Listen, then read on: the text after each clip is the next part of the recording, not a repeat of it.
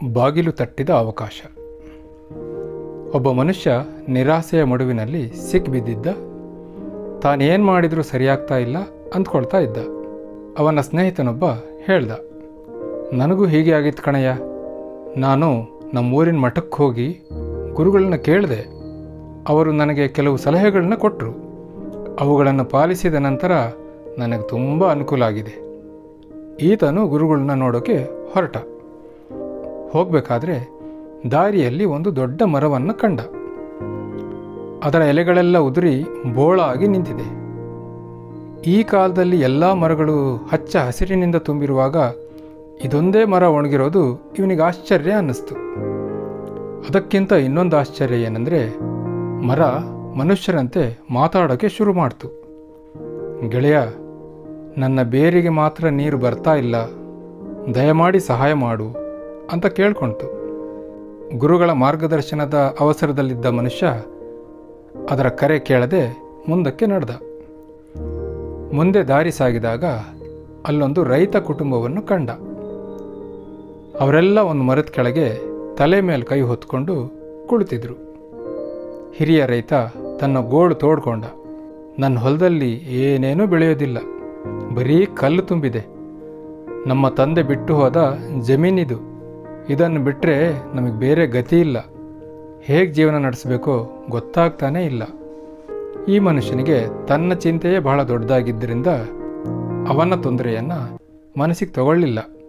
ಏನು ವಿಚಾರ ಮಾಡದೆ ಗುರುವಿದ್ದ ಊರ ಕಡೆಗೆ ತನ್ನ ಪ್ರಯಾಣವನ್ನು ಮುಂದುವರೆಸ್ದ. ಗುರುಗಳನ್ನು ಕಂಡ. ಸಮಸ್ಯೆಯನ್ನು ವಿಸ್ತಾರವಾಗಿ ಹೇಳಿಕೊಂಡು ಅತ್ತ ಪರಿಹಾರವನ್ನು ಕೇಳ್ದ. ಗುರು ಹೇಳ್ದ, ನಿನ್ನ ಸಮಸ್ಯೆ ಅಂಥ ವಿಶೇಷವಾದ್ದೇನಲ್ಲ, ಇದು ಬಹಳ ಜನರಲ್ಲಿ ಇರುವಂಥದ್ದೇ. ನಿನ್ನ ದೋಷ ಏನಪ್ಪ ಅಂತಂದರೆ, ಅವಕಾಶಗಳು ಬಾಗಿಲು ತಟ್ಟದಾಗ ನೀನು ಅವುಗಳಿಗೆ ಸ್ಪಂದಿಸೋದಿಲ್ಲ. ಆಮೇಲೆ ಅವಕಾಶಗಳೇ ಸಿಗಲಿಲ್ಲ ಅಂತ ಕೊರಗ್ತೀಯ.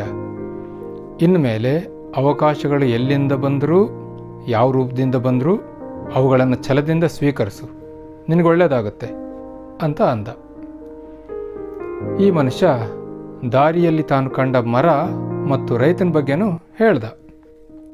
ಗುರು ಸ್ವಲ್ಪ ಯೋಚನೆ ಮಾಡಿ ನಕ್ಕು ಹೇಳ್ದ, ರೈತನಿಗಿರೋದು ಸಹ ನಿನ್ನ ಸಮಸ್ಯೆನೇ. ಅವನ ಹೊಲ ಇರೋದು ವಜ್ರದ ಗಣಿಗಳ ಮೇಲೆ. ಅವನು ಅಲ್ಲಿ ಧಾನ್ಯವನ್ನು ಬೆಳೆಯೋದ್ರ ಬದಲು ಗಣಿಗಾರಿಕೆ ಮಾಡಿದರೆ ಶ್ರೀಮಂತನಾಗ್ತಾನೆ. ಇನ್ನು ಮರದ ವಿಷಯ, ಅದರ ಬೇರುಗಳಿಗೆ ನೀರು ಹರಿದು ಬರೋ ದಾರಿಯಲ್ಲಿ ಹಿಂದೆ ಯಾರೋ ದರೋಡೆಕೋರರು ಲೂಟಿ ಮಾಡಿದ ತಿಜೋರಿಯನ್ನು ಹೂತು ಬಿಟ್ಟಿದ್ದಾರೆ. ಹೀಗಾಗಿ ಆ ಮರದ ಬೇರಿಗೆ ನೀರು ಸಿಗ್ತಾ ಇಲ್ಲ. ಯಾರು ತೆಗಿತಾನೋ ಅವನಿಗೆ ಅಪಾರವಾದ ಐಶ್ವರ್ಯ ಸಂಪತ್ತು ಸಿಗುತ್ತೆ.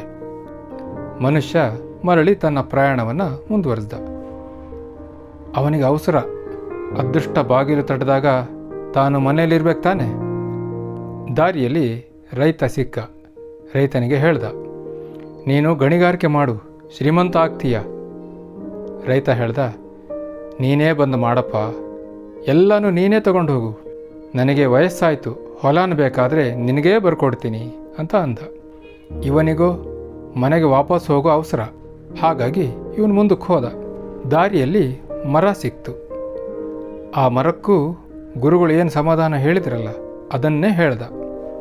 ಮರ ಹೇಳ್ತು, ಅಪ್ಪ, ನೀನೇ ತಿಜೋರಿ ತೆಗೆದು ಹಣನೆಲ್ಲ ನೀನೇ ತಗೋ, ನನಗೆ ಮುಕ್ತಿ ಕೊಡಪ್ಪ.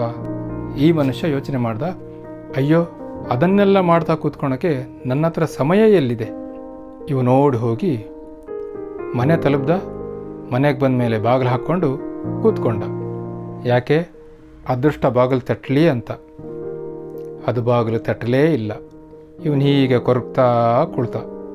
ಉಳಿದ 2 ಅವಕಾಶಗಳು ತಾನಾಗೆ ಹುಡುಕ್ತಾ ಬಂದರೂ ಅವುಗಳ ಕಡೆಗೆ ಗಮನ ಕೊಡದೆ ಇನ್ನೊಂದು ಯಾವುದೋ ಅವಕಾಶಕ್ಕೋಸ್ಕರ ಕಾಯ್ತಾ ಕುಂತ.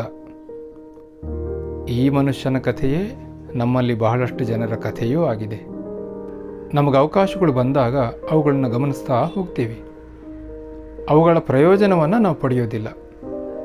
ಅವಕಾಶಗಳು ಯಾವ ರೂಪದಲ್ಲಿ ಬರುತ್ತವೆಯೋ ಗೊತ್ತಿಲ್ಲ. ಅದಕ್ಕೆ ಮೈಯೆಲ್ಲ ಕಣ್ಣಾಗಿರಬೇಕು. ಬಂದ ಅವಕಾಶಗಳು ಸರಿದೋದ ಮೇಲೆ ಗೊಣಗಿದರೆ ಏನೂ ಪ್ರಯೋಜನ ಇಲ್ಲ.